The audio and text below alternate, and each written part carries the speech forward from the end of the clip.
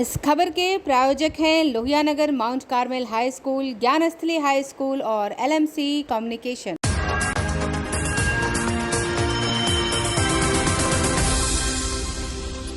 नमस्कार, मैं मान्या और आप देख रहे हैं आंखें न्यूज़ 24। तो आइए लेते हैं आज की सारी खबरों पर अपडेट। राज्यसभा और लोकसभा में भारी हंगामा।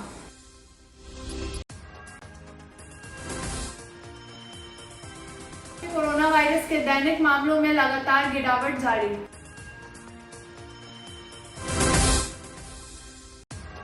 महाराष्ट्र में कई हिस्सों में भारी बारिश।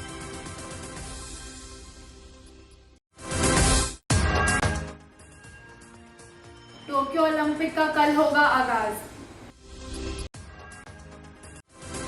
पटना नगर निगम वार्ड 43 की प्रमिला वर्मा के अनुशंसा पर राजेंद्र नगर रोड नंबर 11 के उच्च प्रवाही नया बोरिंग का अधिष्ठापन का शिलान्यास किया गया।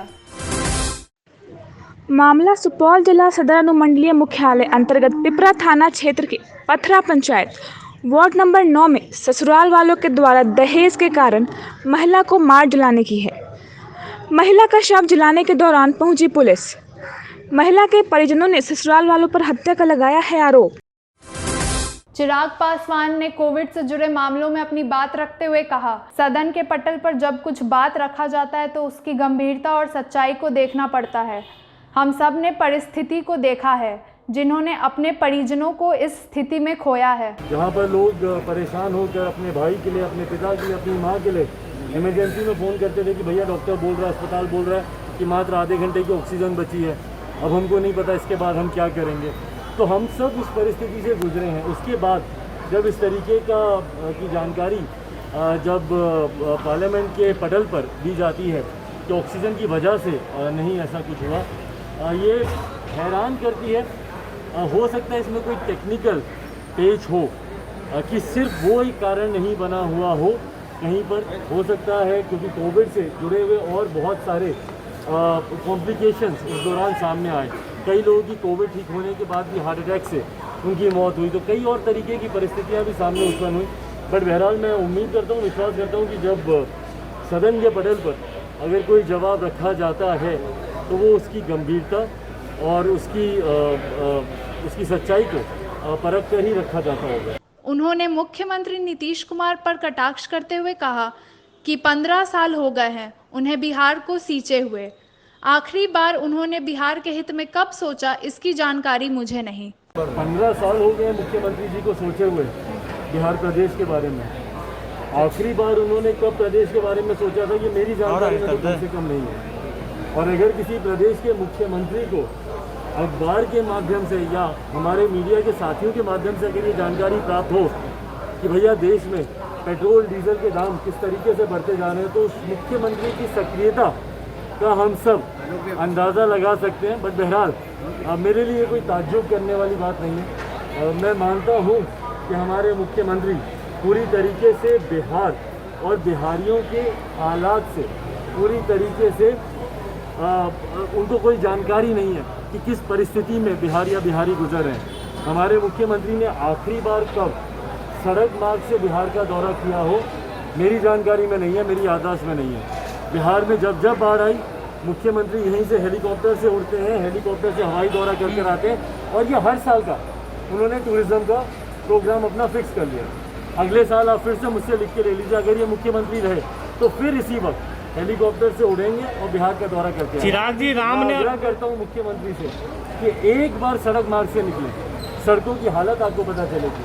हाईवे पर रह रहे शरणार्थी जो कि बाढ़ की वजह से हर साल बेघर होते हैं, उनके हालात आपको पता चलेंगे और बिहार की बदहाली उनके सामने है। बिहार विधानसभा के अंदर विधायकों के साथ मारपीट मामले को लेकर बिहार विधानसभा के अध्यक्ष ने इसे अप्रिय घटना बताया और उसको जांच करके कार्रवाई के लिए हमने कहा था, और उन्होंने पूरी कार्रवाई प्रक्रिया का रिपोर्ट भी उपलब्ध कराए और 2 पुलिसकर्मियों को चिन्हित करते हुए उन पर कार्रवाई की गई। जो घटना से संबंधित सीसीटीवी के फुटेज, उक्त वीडियो और अन्य स्रोत से प्राप्त फुटेज कि अवलोकन से जो प्रलोचित हुआ है उसमें एक सिपाही 4756 सिपाही संख्या नंबर 4756 शेषनाथ प्रसाद और सिपाही संख्या 5204 रंजीत कुमार के रूप में पहचान की गई। सिपाही शेषनाथ प्रसाद सिपाही रंजीत कुमार के द्वारा इस प्रकार का किया गया आचरण उनके उदंडता, मनमानेपन, गैर जिम्मेदाराना, एक अयोग्य पुलिसकर्मी होने का स्पष्ट परिचायक है तथा उक्त कर्मी के द्वारा इस प्रकार के किए गए कार्य पुलिस विभाग की छवि को भी धूमिल किया है। इसलिए दोनों को तत्काल प्रभाव से निलंबित किया जाता है। शिक्षा मंत्री विजय चौधरी द्वारा ऑनलाइन पोर्टल ई संबंध की शुरुआत कर दी गई है। ट्रांसफर्स होने हैं टीचर्स के, वो भी सॉफ्टवेयर हम लोगों ने तैयार कर लिया है in due course of time. उसको भी हम लोग लॉन्च करके इस व्यवस्था को लागू करेंगे। ये हम लोगों के लिए आज अच्छा दिन है कि ये व्यवस्था ई संबंधन पोर्टल का शुभारंभ किया जा रहा है। आपको याद होगा इससे पहले माननीय मंत्री जी ने इसी प्रांगण में ई लॉर्ड्स का भी शुभारंभ किया था।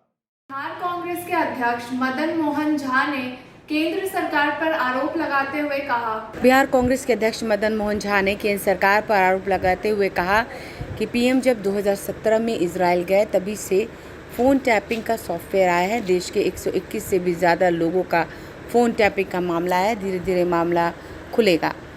अभी आरंभिक काल है। विपक्ष के नेता सहित राहुल गांधी और अन्य गणमान्य लोगों का फ़ोन टैपिंग हो रहा था। सरकार की चुप्पी सवाल खड़ी करती है। सिटीजन रिपोर्ट के अनुसार MTNL पर भी नज़र रखी जा रही है। मंत्री कह रहे हैं सभी बात झूठ है, जबकि दूसरे मंत्री से सही साबित कर रहे हैं।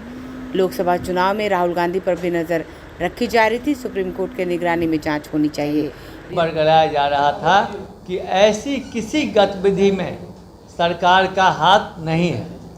28 नवंबर 2019 को पूर्व IT मिनिस्टर ने 121 लोगों के नाम उजागर पेगासस के इस्तेमाल करने के स्पाइन की बात को स्वीकारा था। एक तरफ मंत्री आज कह रहे हैं जो ऐसा नहीं किया जा रहा है, दूसरे मंत्री इसको स्वीकार भी किए हैं। संवाददाता सम्मेलन के माध्यम से मैं प्रधानमंत्री से जवाब मांग रहा हूं। आखिर भारतीय सुरक्षा बल, न्यायपालिका, कैबिनेट मंत्री, विपक्ष के नेता, पत्रकार की ताक झांक में विदेशी सॉफ्टवेयर की मदद लेना गलत कृत्य है या नहीं? अप्रैल 2019 से लोकसभा चुनावों के दौरान कांग्रेस के प्रधानमंत्री पद के उम्मीदवार राहुल गांधी के कार्यालय सहित अन्य प्रमुख लोगों की जासूसी करने वाली इस सरकार की मंशा क्या थी? कितने करोड़ रुपए में इस सॉफ्टवेयर की खरीदारी की गई और किसके आदेश से यह खरीद हुई? सरकार को यह पता था कि 2019 से जासूसी का कार्य अनवरत चल रहा है, तो इसमें उसने चुप्पी क्यों साध रखी थी? राष्ट्रीय आंतरिक मामलों को विदेशी कंपनी के हाथों गिरवी रखने की एवज में क्या गृह मंत्री अमित शाह जी को इस्तीफा देना चाहिए? प्रधानमंत्री, गृह मंत्री सहित जासूसी प्रकरण में संलिप्त सभी लोगों को सर्वोच्च न्यायालय के द्वारा निगरानी में संपूर्ण जांच होनी चाहिए। साथ ही दोषी को चिन्हित करके कार्रवाई की जानी चाहिए। आप एक तरफ आप लोग का भी रिपोर्ट है जो 50 लाख आदमी का डेथ कोरोना में हुआ है, जो कि अर्थ के अभाव में भी हुआ है, और दूसरे तरफ कितने हमारे इस जासूसी प्रकरण में कितने रुपया लगे ये आप जानते हैं। तो मैं इस मौके पर आप लोग को धन्यवाद भी देना चाहता हूँ। आशा करता हूँ जो देश का जो हालत है देश में जो लोकतंत्र पर जो खतरा उत्पन्न हो गया है, आज आप कोई चीज़, हो सकता है आज बड़े बड़े पत्रकार इसके निशाने पर आए हों, लेकिन वो दिन भी दूर नहीं जो धीरे धीरे आप में से भी, हम में से तो होंगे ही, आप में से भी लोग शिकार होंगे। आपके पास जो एक स्वतंत्र एजेंसी है वो नहीं रह जाएगा, क्योंकि वो सॉफ्टवेयर के चलते सभी को अपने अंकुश में, कर्नाटक की सरकार निश्चित रूप से उसमें इस सॉफ्टवेयर का हाथ रहा है, वो आज करीब करीब प्रूव हो चुका है। अन्य कई सरकारों को गिराने में इस सॉफ्टवेयर का बहुत कारगर उपयोग हो रहा है, लोगों के नेताओं को फंसाने का हो रहा है। आप जिन नेताओं का, जो आज कुछ मंत्री भी हैं जो उस समय विरोधी दल में थे, उनका भी जांच कराया जाए। हो सकता है उनको कुछ ऐसा क्लू मिल गया हो जिसके चलते उनको उनके दल में जाना पड़ा हो। और मैंने माननीय मुख्यमंत्री जी का भी बयान देखा है, वो कहे हैं कि ऐसा कुकर्म नहीं होना चाहिए। मैं तो समझता हूँ कि उन्हें भी इस बात का भय है, क्योंकि उन दोनों में कैसे अच्छे संबंध हैं, किसी से छुपी हुई बात नहीं है। अब उनको भी उस सॉफ्टवेयर से कितना नुकसान पहुंचा है उसकी बात तो मुख्यमंत्री जी बता सकते हैं, लेकिन तो जनता सब देख रही है और मुख्यमंत्री जी को भी इस बात का एहसास जरूर होगा कि इससे क्या क्या नुकसान होने वाला है। पटना सिटी में अपराधियों का तांडव, कहीं लाखों की लूट तो कहीं गोलियों की बौछार। आए दिन अपराधी किसी न किसी को अपना शिकार बना रहे हैं, लेकिन प्रशासन इस मामले में विफल साबित होता नजर आ रहा है। ताज़ा मामला है पटना सिटी के चौक थाना क्षेत्र के चौक शिकारपुर स्थित ओवरब्रिज के पास अपराधियों ने कपड़ा व्यवसायी को गोली मार दी। घायल अवस्था में उसे इलाज के लिए निजी अस्पताल में भर्ती कराया गया। घटना स्थल पर पहुंची पुलिस पूरे मामले की छानबीन और सीसीटीवी फुटेज से अपराधियों की पहचान में जुटी है। गोली मारते मोबाइल के हैं जैसे मालूम हुआ है, तो जैसे जो गिरा हुआ था तुरंत तो टेम्पू को रोक करके उस पर लोड करवाए और उसका तब परिजन भी घर का आदमी आ गया, तब ले गया NMCH। क्या नाम है, क्या पहचान हुई है? लड़का का नाम तत्काल बता दो। कहाँ के रहने वाले? कुछ घटनास्थल से क्या बरामद हुआ है? लोकले है लड़का। घटनास्थल पर क्या बरामद हुआ है? एक तोहफा बरामद। क्या कारण लग रहा है शुरुआती में? वो आपसी कोई विवाद है। राजधानी पटना में बुजुर्ग पति पत्नी की डेड बॉडी घर में मिलने के बाद पूरे इलाके में सनसनी फैल गई। ये पूरा मामला पटना के आलमगंज थाना इलाके का है। पटना पुलिस को आज सुबह 10 बजे जानकारी मिली कि पटना सिटी के आलमगंज लड्डू अखाड़ा के पास एक मकान में पति पत्नी का डेड बॉडी पड़ा हुआ है। इसके बाद पुलिस मौके बतात पर पहुंचकर पूरे मामले की जांच शुरू कर दी है। मृतक बुजुर्ग पति पत्नी का नाम राजकुमार यादव और मीना देवी बताया जा रहा है। इस घटना के बाद बेटा और बहू फरार हैं। मृतक दंपत्ति के दामाद अमरजीत ने बताया कि मृतक दंपत्ति के बेटे के साथ घरेलू विवाद काफ़ी दिनों से चल रहा था और बेटा और बहू इस घटना के बाद फरार हैं। फिलहाल पुलिस ने पति पत्नी की डेड बॉडी को जब्त कर पोस्टमार्टम के लिए नालंदा मेडिकल कॉलेज भेज दिया और पूरे मामले की जांच शुरू कर दी है। क्या हुआ है? घटना के मध्य में हम लोगों को फ़ोन गया, हम लोग गश्ती में थे, तो दरोगा जी बोले चलिए देखिए फलना जगह से फ़ोन आ गया लड्डू अखेड़ा पर, क्या बात है देखते हैं। तो हम लोग गए तो दोनों लाश एक के जगह पड़ल हुआ था। उसका संबंध के लोग आए हुए थे, बेटी है, दामाद है, रो रहा था, सर बेटा था, यही सब लोग रोना धोना कर रहा था। तो अपन दरोगा जी फ़ोन किए इंस्पेक्टर साहब को, इंस्पेक्टर साहब भी आए, कागज़ पत्र बना उना के पोस्टमार्टम के लिए भेज दिया गया। कितना उम्र है उनका? उम्र एगो का 70 लिखा है, एगो 65। नाम याद है? नहीं सर, नाम तो नाम पूछ बोलो जी। राजकुमार चौधरी, मीना देवी। राजकुमार चौधरी, मीना देवी। मतलब उसका बेटा उटा कोई नहीं है? नहीं कोई नहीं, भाई तक नहीं है, भतीजा तक नहीं है, उनका संबंध का लोग खाली है। अच्छा, तो वो लोग कहाँ हैं? वो लोग कोई भतीजा और गोतिया ले आए वे नहीं किए। बेटा सर? बेटा देख के नहीं बोल रहे हैं कि सर है, वहाँ का समाज का लोग बताया कि दोनों फरार है, मियाँ बीवी दोनों।